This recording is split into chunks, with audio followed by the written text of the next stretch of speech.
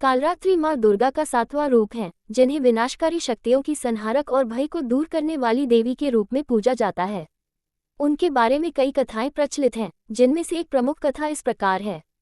दैत्यों का राजा रक्तबीज असुरों के साथ मिलकर स्वर्ग और पृथ्वी पर अत्याचार करने लगा।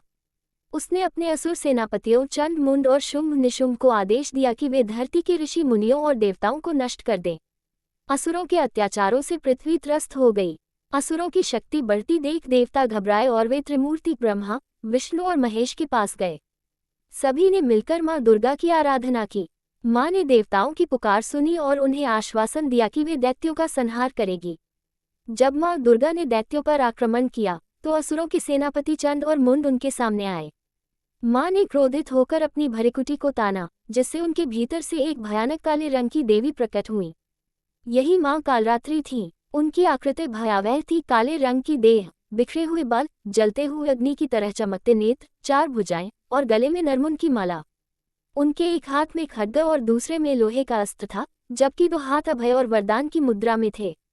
वे गर्दभ गधे पर सवार थीं और उनकी सांसों से अग्नि की ज्वालाएं निकल रही थीं। जब असुरों ने मां कालरात्रि को देखा तो वे भयभीत हो गए, लेकिन रक्तबीज को अपने वरदान पर पूरा भरोसा था। वह युद्ध में उतर आया। जैसे ही मां ने उस पर वार किया, उसके शरीर से रक्त टपका और हर बूंद से एक नया रक्तबीज उत्पन्न हो गया। ये देखकर देवता घबरा गए। तब मां कालरात्रि ने अपनी शक्ति से विकराल रूप धारण किया और अपनी जिह्वा फैलाकर रक्तबीज का सारा रक्त पी लिया। अब रक्तबीज के रक्त की बूंदें धरती पर गिर ही नहीं पाईं, जिससे कोई नया असुर उत्पन्न नहीं हुआ। अंततः मां ने अपने त्रिशूल और खड्ग से रक्तबीज का संहार कर दिया।